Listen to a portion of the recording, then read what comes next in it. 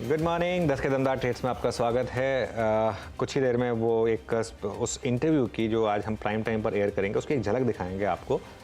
लेकिन पहले आपको बता दें कि 10 के दमदार ट्रेड्स में कौन कौन है। हर्षद में रहेंगे आपके साथ और आशीष बहेती और अमित सेठ पिछले शो से हमारे साथ बने हुए हैं। ट्रेड बुल्स के सच्चिदानंद उत्तेकर जुड़ेंगे और एसपीआई सिक्योरिटीज़ के सुदीप शाह भी अपनी टॉप ट्रेड्स बताएंगे। इसके अलावा नतीजे और फ्यूचर आउटलुक पर कैस्ट्रोल इंडिया के एमडी संदीप सांगवान से करेंगे एक खास बातचीत।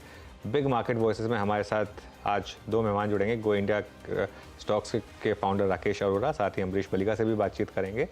लेकिन इससे पहले एक बार ज़रा मार्केट का रुख करते हैं और मार्केट में इस समय करीब 40 पॉइंट का इजाफा निफ्टी में।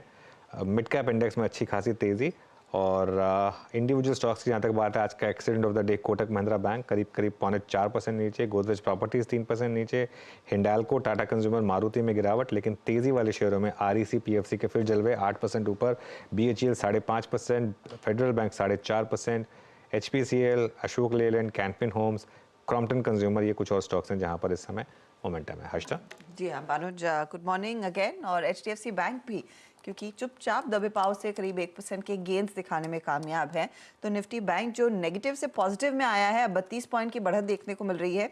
उसमें पूरा का पूरा योगदान एचडीएफसी बैंक का दिखाई ज़रूर दे रहा है। तो ये भी स्टॉक जहाँ पर एक अच्छा खासा मोमेंटम इस समय आता हुआ, HDFC, SBI, bank of Baroda और साथ ही फेडरल बैंक का ये तेजी की तरफ है। चलिए ट्रेड्स लेना शुरू करते हैं। हमारे जानकार सब तैयार है। सच्चिदानंद, गुड मॉर्निंग। बताइए क्या दो सौदे आपने आइडेंटिफाई किए हैं इस घंटे के लिए? Good morning Arshada, good morning Anuj ji, and good morning to all the panelist. मुझे लग रहा है यहाँ पर क्लियरली जिस तरीके से मार्केट में वोलेटिलिटी है एंड आज के जो अगर हम परफॉर्मिंग स्टॉक्स को देखें तो मुझे लग रहा है वहाँ पर ऑटो नंबर्स की वजह से जो मोमेंटम मिल रहा है, मुझे लग रहा है वो मोमेंटम चेस करना चाहिए। जो पहला स्टॉक मेरे रेडार पे है वो है बजाज ऑटो का। पिछले 3 दिनों से एक अच्छा कंसोलिडेशन इस पर्टिकुलर स्टॉक ने डिस्प्ले किया था। 8800 के आसपास एक एलिवेटेड सपोर्ट बना था एंड रेजिस्टेंस था अराउंड 9000 का। वो 9000 का रेजिस्टेंस अभी इसने फिलहाल पार किया है। तो मुझे लग रहा है यहाँ पर थोड़ा सा अच्छी शॉर्ट कवरिंग मूव अनफोल्ड होनी चाहिए। लगभग 90 टू 60 के टारगेट्स के लिए मुझे लग रहा है यहाँ पर अभी भी फ्रेश लॉन्ग पोजीशंस डिप्लॉय किए जा सकते हैं। स्टॉप लॉस आपको लगभग अराउंड 8965 पे लगाना है एंड फ्रेश खरीदारी करनी है बजाज ऑटो के फ्यूचर्स में। जो सेकंड स्टॉक मेरे रेडार पे है वहां पर भी काफी दिनों से एक सबड्यूड एक्शन नजर आई थी। स्टॉक का नाम है टाटा मोटर्स। ओवरऑल अगर हम इसका पूरा स्ट्रक्चर देखें तो पिछले 2 हफ्तों से स्टॉक ने एक बड़ी रैली नहीं दी है। इनफैक्ट एक काफी consistent higher top higher bottom sequence इसने मेंटेन की है, बट एक बड़ी मूव अभी तक अनलॉक नहीं हुई है। तो मुझे लग रहा है जिस तरीके से 1030 के आसपास का एक रेजिस्टेंस है, अगर ये पार हो जाता है तो आई थिंक 1060 1065 तक की एक अच्छी रैली इस पर्टिकुलर स्टॉक में नजर आ सकती है। तो थोड़े से यहाँ पर प्रीएम्प्टिव लॉन्ग्स होंगे, खरीदारी करनी है बजाज ऑटो के फ्यूचर्स में भी। स्टॉप लॉस आपको लगभग अराउंड 1018 के आसपास लगाना है एंड ट्रेडिंग के लिहाज से मुझे लग रहा है जैसे ही 1030 निकल जाता है तो 1065 तक की एक अच्छी रैली बन सकती है। तो यहाँ पर भी थोड़ी सी पोजिशनिंग बनानी है या बढ़ानी है टाटा मोटर्स के फ्यूचर में। ओके, टाटा मोटर्स के फ्यूचर्स में और बजाज ऑटो, तो ये सचिन की तरफ से दो auto stocks. Sudeep, good morning. Sudeep, आपके पिक्स? गुड मॉर्निंग अनुज। मेरा पिक है सीईएससी। मुझे लग रहा है कि पावर स्टॉक्स में जो हिसाब से हम मॉर्निंग से एक अच्छा ट्रैक्शन देख रहे हैं, इनफैक्ट पावर ग्रिड, एनटीपीसी, पर मुझे लग रहा है कि एक स्टॉक जो एक फ्रेश ब्रेकआउट दे रहा है वो है सीईएससी। अब सीईएससी में हमने देखा है कि जनवरी का जो स्विंग हाई था 150 का, अब स्टॉक उसके ऊपर भी सस्टेन हो रहा है और एक स्ट्रॉन्ग अपमूव यहाँ पे दिख रहा है। और इसके पहले पिछले 1-1.5 महीने में हमने देखा था 135 और 145 के बीच में बहुत ही बढ़िया कंसोलिडेशन स्टॉक ने दिया था। तो एक कंसोलिडेशन के बाद जो ब्रेकआउट आ रहा है वहां पे मुझे लग रहा है इसे चेस करना चाहिए और 151 के स्टॉप लॉस के साथ 163 के टारगेट्स ये स्टॉक पे मुझे आते हुए दिख रहा है। दूसरा एक स्टॉक है जो है PSU banking counter, Canara bank. अब कैनरा बैंक में भी पिछले 3-4 दिन से हमने देखा था कि थोड़ा कंसोलिडेट कर रहा था स्टॉक और आज वो कंसोलिडेशन में से मुझे लग रहा है एक ब्रेकआउट आ रहा है और 615 जब तक कैनरा बैंक होल्ड करेगा तब तक 648 और 653 के लेवल्स आने वाले कुछ 2 से 3 सत्रों में हम ये स्टॉक में आते हुए देख पाएंगे। ओके, तो कैनरा बैंक और सीईएससी ये दोनों ट्रेड्स इस समय सुदीप ने किया आइडेंटिफाई। अमित जी बताइए आपके दो ट्रेड्स इस घंटे के लिए। जी मैम, हमने लास्ट सेशन में ट्रेंड का रिजल्ट देखा था। उस दिन स्टॉक थोड़ा सा वॉलेटाइल था, लेकिन आज के सत्र में वापस हम इसमें एक स्ट्रॉन्ग अप ट्रेंड देख रहे हैं। स्टॉक में ब्रेकआउट इन प्लेस है। ऑलमोस्ट लास्ट सेशन के लोज को होल्ड करके ये स्टॉक अच्छे से तेजी दिखा रहा, तो मुझे लगता है ये इसमें मोमेंटम मेंटेन रहेगा। टारगेट्स हमारे रहेंगे 4630 रुपए के और स्टॉप लॉस रहेगा 4480 का। सेकंड स्टॉक जो मुझे पसंद आ रहा है एनएमडीसी। एनएमडीसी में भी ब्रेकआउट इन प्लेस है। स्टॉक अपना रेस्ट कर रहा है। उसके बाद आज हम फिर इसमें मोमेंटम और अपसर्स देख रहे हैं, तो 257.50 का प्राइस है। 253 का स्टॉप लॉस रहेगा और 265 रुपए के टारगेट रहेंगे एनएमडीसी में। 265 265 के टारगेट के लिए तेजी और ट्रेंड में भी 4630 का टारगेट रहेगा। तेजी का ही ट्रेड इस समय है। आशीष बहेती, आपने क्या ट्रेड्स आइडेंटिफाई किए? जी हर्षदा मैम, सीमेंस पे खरीदारी की सलाह रहेगी। स्टॉक ऑल टाइम हाई पे ट्रेड कर रहा है और सेक्टर टेलविंड बहुत स्ट्रांग है इसमें अभी। तो 5750 का एक स्टॉप लॉस लगाकर इसमें खरीदारी की सलाह है 6000 और 6100 के टारगेट्स के लिए। दूसरा जो स्टॉक हमें अच्छा लग रहा है वो टाटा पावर का। ये भी अपने ऑल टाइम हाई पे ट्रेड कर रहा है और अच्छा मोमेंटम इसमें कंटिन्यूसली बन रहा है। तो 445 445 का स्टॉप लॉस लगाकर इसमें खरीदारी की सलाह है 465 और 470 के टारगेट्स के लिए। तो पावर कंपनियों से दूर नहीं है आज नजरें। भयती साहब ने सीमेंस टाटा पावर अब इस समय आइडेंटिफाई किया है। 465 का टारगेट टाटा पावर में और सीमेंस में करीब करीब 6100 के लिए एक मौका तेजी का बन रहा है। तो ये सभी ट्रेड्स तेजी की तरफ ही बैठ रहे हैं। चलिए इस बीच कैस्ट्रॉल एक स्टॉक आपकी स्क्रीन पर लेकर आते हैं। नंबर्स कंपनी के जो आए हैं वहां पर हमने देखा परफॉर्मेंस ठीक है। मैं फटाफट से नंबर्स आपके लिए पढ़ देती हूँ जो कंपनी ने इस पर्टिकुलर क्वार्टर में किया है डिलीवर। रेवेन्यू में करीब 5% का इजाफा। प्रॉफिटेबिलिटी थोड़ा सा नरम पड़ती हुई दिखाई दी है। अगर आप एबिटा लेवल पर देखेंगे कंपनी ने क्या दिखाया है तो इधर इस बारी लेकर आइएगा वो पूरा डिटेल प्लीज।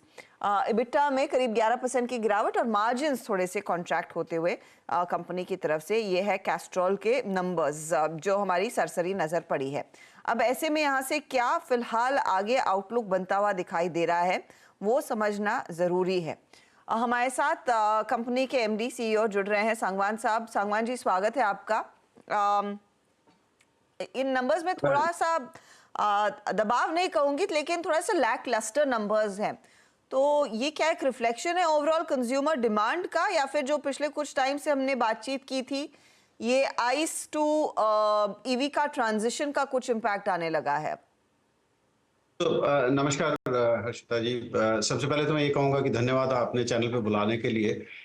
नंबर्स में जैसा कि कहा कि आपने कि कंज्यूमर डिमांड में थोड़ी सॉफ्टनेस दिखी हमें क्वार्टर की शुरुआत में, जो अब फेब मार्च में अच्छा मोमेंटम दिख रहा है। तो टोटल रेवेन्यू आप 2% है। एक मैं आपसे गुजारिश करूंगा कि जरा पैट का नंबर आप चेक कर लीजिए, क्योंकि पैट हमारा पिछले साल फर्स्ट क्वार्टर के मुकाबले 7% ज्यादा है, कम नहीं है। तो कहीं वो कोई कंपैरिजन में कुछ फर्क दिखा होगा। पर जहां तक ईवीज का सवाल है उसका इम्पैक्ट कोई नहीं है। इंडिया एक ऐसी मार्केट है जहां पे लुब्रिकेंट्स कैटेगरी काफी देर तक रोबस्ट रहेगी। और दूसरा जो कहूंगा कि जो सॉफ्टनेस दिखी थी वो थोड़ी बहुत एग्री सेक्टर में दिखी थी। टू व्हीलर्स में और पैसेंजर कार्स में अच्छा मोमेंटम है। और फर्स्ट क्वार्टर में हमने काफी इनिशिएटिव भी लिए, जैसे कि हमने शाहरुख खान जी को अपने ब्रांड एम्बेसडर साइन किया है कि एक परफॉर्मेंस इमेज जो एक्सीलेंस की इमेज है उस पे हम और आगे अपने कंज्यूमर्स को अच्छे प्रोडक्ट्स लॉन्च कर सकें और ब्रांड एम्बेसडर के सहारे वो उन तक कम्युनिकेट कर सकें। और अच्छे कई प्रोग्राम हमने, जैसे प्रगति की पाठशाला ट्रक ड्राइवर्स के लिए, मुंबई इंडियंस के साथ टाई अप किया, केटीएम कप के साथ टाई अप किया। तो काफी ब्रांड में इन्वेस्टमेंट्स हमने फर्स्ट क्वार्टर में किए हैं। और जैसे रूरल एक्सपेंशन या आफ्टर मार्केट में जो वर्कशॉप एक्सपेंशन है उसमें भी काफी अच्छा काम रहा है फर्स्ट क्वार्टर में, जहां पर हमने रूरल में भी काउंटर ऐड किए हैं और वर्कशॉप्स के भी काउंटर ऐड किए हैं। तो ऐसा कोई वो नहीं है कि मुझे बहुत ज्यादा मंदी दिख रही है। तो मोमेंटम फरवरी मार्च के महीने से आना चालू हो गया है और काफी हम कॉन्फिडेंट हैं कि ये साल भी अच्छा रहेगा। Okay Sangwan ji, good morning. Crude prices इतने वॉलेटाइल हैं और आपका तो मेन इंग्रेडिएंट ही क्रूड है, तो उसको देखकर क्या व्यू बन रहा है? क्योंकि आई एम अज्यूमिंग कि थोड़ा सा आपके मार्जिन्स पर इम्पैक्ट आएगा। आई डोंट नो कितनी प्राइसिंग पावर इस समय आपके पास है। एक समय तो खैर कैस्ट्रॉल के पास काफ़ी प्राइसिंग पावर हुआ करती थी। तो इस पर अगर एक व्यू दे सकें तो। आपने सही कहा कि काफी वॉलेटाइल एनवायरनमेंट क्रूड के हिसाब से, जियोपॉलिटिकल एनवायरनमेंट भी काफी वॉलेटाइल है। और हमने फर्स्ट क्वार्टर में थोड़ा स्पेशली जैसे फरवरी मार्च में आया तो क्रूड में अपटिक भी दिखा। और जहां तक कैस्ट्रॉल के मार्जिन्स का सवाल है और प्राइसिंग पावर का सवाल है, हमारी प्राइसिंग पावर अब भी अच्छी है। हमारी एक प्राइसिंग स्ट्रैटेजी है डिपेंडिंग ऑन कि रॉ मटेरियल्स का क्या इनपुट कॉस्ट है, कंपेरेटिव एनवायरनमेंट क्या है, कंज्यूमर को क्या वैल्यू दे सकते हैं। तो हम प्राइसिंग में भी इंटरवीन करते रहते हैं मार्जिन्स को मद्देनजर रखते हुए, चाहे वो प्राइस अप हो चाहे वो प्राइस डाउन हो। तो प्राइसिंग हम मैनेज कर सकते हैं, उसका हमें कोई इतना इशू नहीं है, क्योंकि हमारी जो ब्रांड इन्वेस्टमेंट है, जो एक धरोहर है कैस्ट्रॉल का, उसमें कोई चेंज नहीं है स्ट्रैटेजी में। मैं आपसे समझना चाहूंगी क्योंकि आपने कई सारे ऐसे ब्रांडिंग और मार्केटिंग के इनिशिएटिव्स ले लिए हैं, तो यहाँ पर कितना एक्सपेंस बढ़ा है और ये Q1 में ही फिर एडजस्ट हो जाएगा या फिर इसका कुछ फॉलो थ्रू Q2 में भी देखने को मिलेगा? टिपिकली हम एक रेशो में स्पेंड करते हैं जो भी हमारा नेट रेवेन्यू है, ठीक है। तो जो क्वार्टर वाइज इफेक्ट है वो सारा फर्स्ट क्वार्टर में नहीं आएगा, बट ओवरऑल जो हमारी परसेंटेज मार्केटिंग स्पेंड की नेट सेल्स की है वो करीबन 4.5 से 6% मतलब हम अपने ग्रॉस प्रॉफिट का इन्वेस्ट करते हैं और वो करते रहेंगे। तो ऐसा नहीं है कि फर्स्ट क्वार्टर में कोई बहुत ज्यादा एक्सपेंस है, अगले क्वार्टर में बहुत ज्यादा एक्सपेंस आएगा। It will be evenly spread, but we are looking forward to कि जो शाहरुख खान जी के साथ जो हमारा कैंपेन है वो सेकेंड हाफ में लॉन्च होगा, तो उसका भी हम बेसब्री से इंतजार कर रहे हैं। अच्छा सांगवान साहब, एक चीज़ करीब 3-4 साल पहले एक लोगों का व्यू बना था कि क्या कैस्ट्रॉल के बिजनेस मॉडल पर ये एक सवाल है, क्योंकि धीरे धीरे लोग अब ईवीज की तरफ बढ़ेंगे। अब आप बताइए कि क्या ईवीज में भी आपके प्रोडक्ट्स हैं और क्या वहाँ पर आप अपने आप को फिर डाइवर्सिफाई कर पाएंगे? बिल्कुल। दो तरह से इस सवाल का जवाब दूंगा। पहली बात तो जहां तक ईवीज का बिजनेस पे इम्पैक्ट का सवाल है, इंडिया एक ऐसी मार्केट है जहां पे अगले 10-15 साल तक लुब्रिकेंट्स कैटेगरी में बढ़ोतरी होती रहेगी। हमारे प्रोजेक्शन है और बाकी जो हमारे इंडस्ट्री में बाकी प्लेयर्स हैं उनके भी यही प्रोजेक्शन है। तो काफी नए नए लोग भी लुब्रिकेंट इंडस्ट्री में एंटर कर रहे हैं, ये तो पहला है। दूसरा, हमारी एक ब्रांड है कैस्ट्रॉल ऑन, जो हम 2 साल पहले लॉन्च कर चुके हैं इंडिया में भी। और हम इंडिया में जो ईवी मैन्युफैक्चरर्स, जो पैसेंजर कार्स में 2 बड़े ईवी मैन्युफैक्चरर्स हैं, दोनों को हम अपने ईवी फ्लूइड सप्लाई करते हैं। तो ईवी फ्लूइड के लिए हम पूरी तरह तैयार हैं। मार्केट पे क्या इम्पैक्ट होगा, बिजनेस पे क्या इम्पैक्ट होगा, हिंदुस्तान में अभी भी अगले 10-15 साल तक लुब्रिकेंट्स में अच्छा रनवे है ग्रोथ के लिए। और हम डाइवर्सिफिकेशन में 2-3 चीजों में और जा चुके हैं। छोटे छोटे कदम हैं, बट ये बिजनेस स्केल अप करेंगे। ऑटो केयर हमने लास्ट ईयर लॉन्च किया था, उसका अच्छा हमें रिजल्ट मिल रहा है। और ग्लोबल तरीके पे कैस्ट्रॉल डाइवर्सिफिकेशन, एक डेटा सेंटर थर्मल मैनेजमेंट में भी, थर्मल फ्लूइड्स में भी काफी काम कर रही है। चलिए, बहुत बहुत शुक्रिया सांगवान साहब हमारे साथ जुड़ने के लिए और आपको all the best for the next few quarters. Thank you Anand ji, thank you Harshit. चलिए आगे बढ़ते हैं। अब हमारे साथ बिग मार्केट वॉचेस में goindiastocks.com के फाउंडर राकेश अरोड़ा जुड़ गए हैं। राकेश जी कैपिटल मार्केट में 25 सालों से ज़्यादा का अनुभव रखते हैं और वैसे तो खैर पूरी मार्केट पर इनकी पकड़ है, लेकिन मेटल्स कमोडिटीज़ पर खास इनका अनुभव है। Rakesh ji good morning. पहले तो ये बताइए, कल फेड के आउटकम को आपने किस तरीके से पढ़ा और अब मार्केट के लिए यहाँ से क्या संकेत हैं?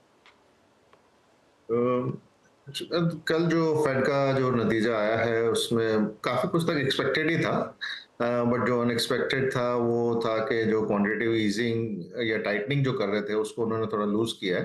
तो मुझे लग रहा है कि वहाँ पे भी सितंबर में इलेक्शंस ड्यू हैं और कोई भी जो इनकम्बेंट गवर्नमेंट होगी वो नहीं चाहेगी कि इकोनॉमी रिसेशन में जाए या कुछ ज्यादा टाइटनेस हो।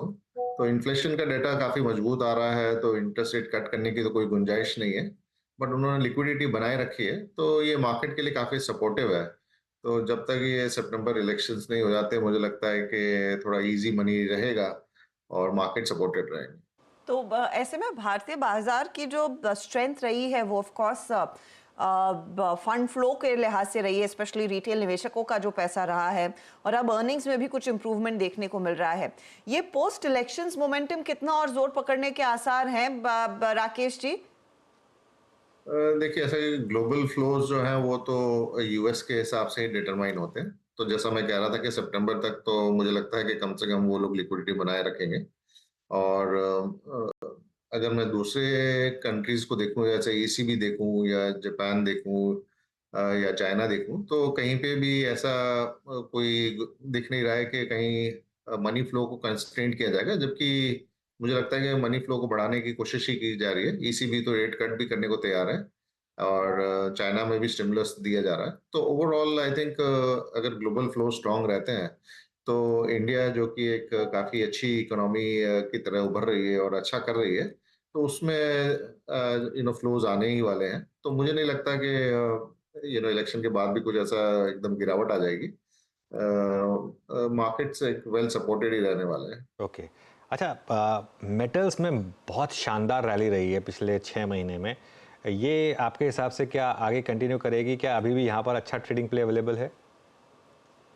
तो अनुज जी, बेसिकली ये है कि एक्सपेक्टेशन है कि क्योंकि इतनी लिक्विडिटी है, गवर्नमेंट सेंट्रल बैंक भी सपोर्ट कर रहे हैं और चाइना का भी रिवाइवल का चांस थोड़ा बहुत बन रहा है, तो मेटल कमोडिटी प्राइसेस ऊपर जाएंगे। और अभी हमने देखा भी है कि जो बेस मेटल्स हैं वहाँ पे अच्छा मूवमेंट आया, स्पेशली कॉपर और एल्यूमिनियम में, क्योंकि रिन्यूएबल एक ऐसा स्पेस है कि जो कि सेकुलर स्टोरी है, यहाँ पे काफी साल तक ये डिमांड चलने वाली है। तो मार्केट पहले से ही उसको फैक्टर इन कर चुका है काफी कुछ। तो वैल्यूएशन अगर अपन देखें मेटल स्टॉक्स के, तो अभी करीबन ऑल टाइम हाई के नजदीक पहुंच चुके हैं। और तो अगर ये जो चीजें उम्मीद अपन कर रहे हैं, डिमांड आउटलुक इंप्रूवमेंट वगैरह, अगर वो नहीं आती है तो नीचे का चांस है। अदरवाइज मुझे लगता है अभी ये मार्केट परफॉर्मेंस हो गए, यहाँ पे इतना कोई ज्यादा जूस बचा नहीं है इन स्टॉक्स के अंदर। मार्केट के हिसाब से ये ऊपर नीचे चलेगी। राकेश जी, सीमेंट एक सेक्टर है जो आप काफ़ी क्लोजली ट्रैक करते आए हैं। हमने 3-4 कंपनियों के नंबर्स देखे। अब अंबुजा का ही एग्जांपल मैं दे सकती हूँ, जहाँ पर जो ताज़ा नंबर आया है, इनके एबिटा पर टन में कमी, इनके रियलाइजेशंस में एक दबाव देखने को मिला और नंबर्स अच्छे हैं लेकिन उतने अच्छे नहीं जितना मार्केट एक्सपेक्ट कर रहा था। यही रिसेंटली जो प्राइस कट हुआ है, क्या ये ओवरऑल मूड बिगाड़ता हुआ दिखाई दे रहा है? और आपका स्टांस क्या रहेगा इन सीमेंट कंपनियों में? डिस्पाइट प्राइस कट, स्टॉक्स जो ठीक ठाक परफॉर्म कर रहे हैं, क्या एक अपॉर्चुनिटी है या नहीं? तो इसमें सीमेंट में एक बहुत ही बड़ा संघर्ष चल रहा है। जो टॉप दो कंपनियां हैं, अल्ट्राटेक और अंबुजा, उनके बीच में मार्केट शेयर का काफी एक तरह की लड़ाई चल रही है। और जैसा कि हम देख रहे हैं कि अल्ट्राटेक के नंबर्स, डिस्पाइट उन्होंने इतना कैपेसिटी इंक्रीज किया है, वो अपना पूरा माल बेच पा रहे हैं और अपना मार्जिन भी मेंटेन कर पा रहे हैं। और तो अल्ट्राटेक जो कि लीडर है हर तरीके से देखा जाए, उनको अभी कोई प्राइस इंक्रीज करने में कोई ऐसे इंटरेस्ट दिखाई नहीं दे रहा है और वो अपना वॉल्यूम और मार्केट शेयर बढ़ाने में लगे हुए हैं। तो मुझे लगता है कि सीमेंट प्राइसेस अभी तो कहीं जाते दिखाई नहीं दे रहे। तो जो बड़ी कंपनियां हैं, अंबुजा, अल्ट्राटेक, ये तो फिर भी अपना माल बेच लेंगी, बट जो छोटी कंपनीज है उनको डिस्काउंट में बेचना पड़ेगा, तो उनके मार्जिन्स में थोड़ी दिक्कत रहेगी। तो मेरे हिसाब से यहाँ पे हमें लार्ज कंपनीज के अंदर बने रहना चाहिए और जो स्मॉलर कंपनी जो एक्विजिशन टारगेट हो सकती है, अगर वो $85-90 के नीचे मिल रही हैं तो उनको भी ये थोड़ा देखा जा सकता है। बट ओवरऑल अर्निंग्स ग्रोथ वगैरह केवल वॉल्यूम ड्रिवन रहेगी, मार्जिन यहाँ से थोड़े कम ही हो सकते हैं, बढ़ने की उम्मीद नहीं है। एक फाइनल सवाल, लार्ज प्राइवेट बैंकों में कुछ ना कुछ दिक्कतें आ रही हैं लगातार। अब कोटक में रिसेंटली आ गई जैसे, हालांकि कुछ एक्सिस और आईसीआईसीआई बैंक के नंबर्स शानदार रहे हैं, लेकिन मिक्स बैग ही रहा है यहाँ पर क्या व्यू है आपका? अनुज, केवल प्राइवेट सेक्टर बैंक ही ये ऐसा सेक्टर है जहां पे वैल्यूएशन पिछले 10 साल के मुकाबले में लोअर चल रहे हैं। बाकी कोई और ऐसा सेक्टर अभी तक मुझे नहीं दिख रहा है जहां पे वैल्यूएशन कम है। तो मुझे लगता है कि मार्केट रोटेशन में कभी ना कभी यहाँ पे भी मार्केट का फोकस आएगा और जब एफआईआईज वगैरह करेंगे, खरीदने आएंगे, तो इन स्टॉक्स को भी देखेंगे। बट अगर स्पेसिफिक स्टॉक्स की बात की जाए तो जहाँ पे प्रॉब्लम्स थोड़ी खत्म हो चुकी हैं और अभी रिकवरी की तैयारी है, वहां पे आई थिंक ध्यान देना चाहिए। कुछ एक बैंक्स में अभी भी दिक्कतें आ रही हैं, तो उनको थोड़ा 6 महीने का टाइम देना चाहिए। ऑलराइट, चलिए बहुत बहुत शुक्रिया हमारे साथ जुड़ने के लिए राकेश जी, और इन सब सेक्टर्स पर बात करने के लिए। Thank you. चलिए अब कुछ स्टॉक स्पेसिफिक बात भी कर लेते हैं। हमारे साथ अमरीश पलीगा जुड़ गए हैं। Amrish, good morning. सबसे पहला सवाल, REC PFC क्या करें यहाँ पर? 2 दिन में शानदार मोमेंटम, करीब 15% मूव आगे 2 दिन में। इनफैक्ट इस लेवल पे तो ये फंडामेंटली एक्सपेंसिव हो चुके हैं, फिर भी जो मोमेंटम है मुझे लगता है कि it can move up some more, so I think one should hold with the stop loss, पर fresh buying as a investor मैं इस लेवल पे रिकमेंड नहीं करूंगा। फेडरल बैंक पर क्या व्यू बन रहा है अमरीश अब, और लगे हाथ कोटक महिंद्रा बैंक पर भी व्यू दे दीजिए। कोटक महिंद्रा बैंक में लाइक इन अ वे ये थोड़ा बहुत एक्सपेक्टेड था, क्योंकि जब भी एकदम टॉप लेवल पे कोई नया CEO आ जाता है, एंड स्पेशली दो सीनियर मैनेजमेंट जो लास्ट करीब 20-25 साल से कंपनी में है, I think there is a bit of uncomfortable feeling which builds up. और ये जो सीनियर मैनेजमेंट है, they were directly reporting to Uday Kotak, now he is on the sidelines. तो मुझे लगता है कि we can see some more such resignations going ahead. तो कोटक बैंक में थोड़ा बहुत तो क्लियरली लाइक इफेक्ट रहेगा। I think we can see some more like downside for Kotak, पर at the same time I think we need to give some time to the new CEO। तो मुझे लगता है कि the next possibly 1 or 2 quarters थोड़े बहुत दिक्कत रहेंगे in terms of resignations and thing like that, पर उसके बाद I mean I hope that there be improvement, क्योंकि end of the day Kotak is a institution, and I mean like the performance hopefully should improve going ahead. थोड़ा सा time दीजिए।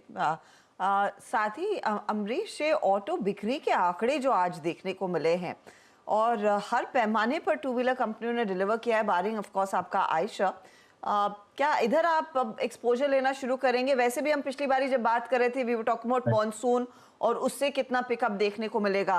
अप्रैल onwards ही वो improvement देखने को मिला है। हाँ, आई मीन स्पेशली दोनों TVS और हीरो के जो नंबर्स हैं लाइक अबव एस्टिमेट्स हैं, तो I think these are the 2 stocks to be looked at. और इसमें यदि चूज करने को बताएं तो I mean I would surely prefer Hero MotoCorp, क्योंकि यहाँ पे ज्यादा मुझे अपसाइड लग रहा है। और 4 व्हीलर साइड पर is M&M the clear cut by out trade versus आपका जो मारुति के साथ हो रहा है, जहां पर पिकअप नहीं देखने को मिल रहा है बिक्री में? In fact, Maruti में I think this is the 3rd consecutive month of fall in sales month on month. तो मुझे लगता है कि I think Maruti can correct a bit more. और इसके against I think the trade should be sell Maruti and buy M&M, क्योंकि M&M में यहाँ से at least upside है 8 to 10% का। ओके, M&M में अपसाइड है यहाँ से। लार्ज कैप IT पर क्या व्यू बन रहा है अमरीश? अब सारे नंबर्स आ चुके हैं यहाँ पर, कोई नंबर जो आपको पसंद आया है, कोई नंबर जो आपको बहुत खराब लगा? ओवरऑल नंबर्स मिक्स हैं, more on the like negative side, पर मुझे लगता है कि I mean possibly for the next quarter और 2 हम लोग थोड़े बहुत एडवर्स नंबर्स देखें, but then the next 2 quarters should be utilised to buy into IT। और यहाँ पे जो मेरे टॉप पिक्स रहेंगे from the large caps, clearly TCS और Infosys as well as HCL। I think these 3 stocks should be there in the portfolio. शायद हम लोग को like another 4 to 5% lower मिले in each of these stocks, but that should be utilized to buy. Okay, चलिए अब बात कर अमरीश, बहुत बहुत शुक्रिया आज हमारे साथ जुड़ने के लिए, एंड आपसे बात करेंगे दोबारा टुवर्ड्स नेक्स्ट वीक। अब लेकिन बात करते हैं आज के सबसे बड़े इंटरव्यू की। लोकसभा चुनाव के तीसरे चरण से पहले गृह मंत्री अमित शाह ने देश के सबसे बड़े न्यूज़ नेटवर्क 18 को एक एक्सक्लूसिव इंटरव्यू दिया है। नेटवर्क 18 ग्रुप के editor in chief Rahul Joshi को दिए इस इंटरव्यू में गृह मंत्री अमित शाह ने कहा कि मोदी सरकार बम्पर जीत की तरफ बढ़ रही है और 400 का आंकड़ा पार करेंगे। अगर आप पहले 2 फेजेस को देखें, और इसकी चर्चा काफी चल रही है कि वोटर टर्नआउट थोड़ा लो रहा है, कुछ स्टेट्स में 5-6% भी नीचे रहा है वोटर टर्नआउट, तो 400 पार का आपका नारा है, 370 भारतीय जनता पार्टी, तो क्या गाड़ी पटरी पे है? कहीं ऐसा तो नहीं कि कुछ रेल पटरी से पटरी पे है जी। आप परिणाम के दिन देख लेना, 12:30 बजे के पहले NDA 400 पार कर जाएगी, मोदी जी फिर से प्रधानमंत्री होंगे। जो लोअर टर्नआउट है, इसके बहुत सारे कारण हैं। 12 साल के बाद मतदाता सूची का शुद्धिकरण हुआ है। एक दूसरा कारण है कि सामने से कोई लड़ाई ही नहीं है, जिसके कारण टर्नआउट पर एक प्रकार से इफेक्ट होता है।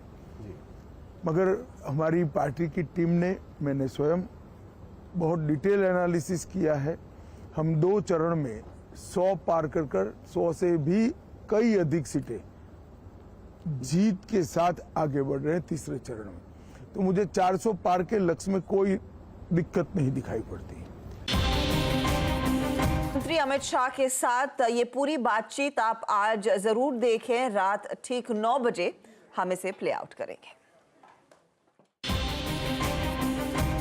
आप लोग Amit ji uniform civil code की बात कर रहे हैं, कांग्रेस जो है पर्सनल लॉस की बात कर रहा है, इसको आप कैसे देखते हैं? ये वोट कहीं ना कहीं आप लोग अपना अपना वोट साध रहे हैं।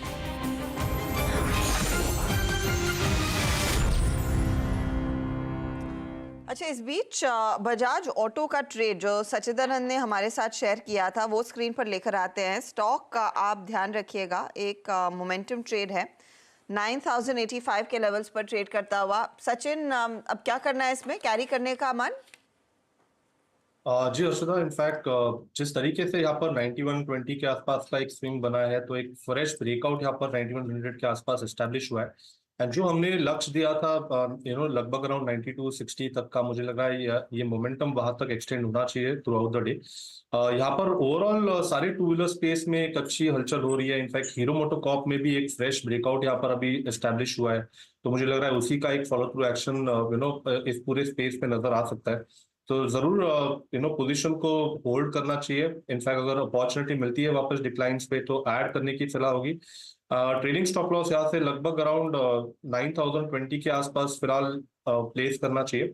बट मुझे लग रहा है ये टारगेट जो दिया है 9240 9260 के आसपास ये एक स्विंग बना सकता है। ओके, तो 9260 की तरफ बढ़ता हुआ ये दिखाई देगा। 9100 इसने कुछ ही देर पहले छुआ। तेजी में बजाज ऑटो ही नहीं, इनफैक्ट सभी ऑटो कंपनियों में जहां पर अच्छी बिक्री के आंकड़े आए हैं उनमें रफ्तार बनी हुई है। और दूसरा एक ट्रेड जो बैठा है पूरी तेजी में वो है पावर कंपनियां, चाहे वो पीएफसी हो, आरईसी हो, पावर ग्रिड हो, एनटीपीसी, एक तरफा खरीदारी यहाँ पर बनती हुई।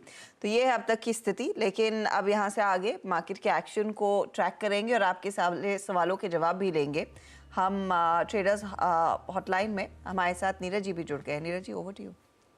टॉप 5 शेयर फ्यूचर्स के पावर कंपनी है ना, और सारे PSUs, REC, PFC, HPCL, Power Grid, BHEL, all PSUs. और नीचे से कौन नंबर 1 पे है?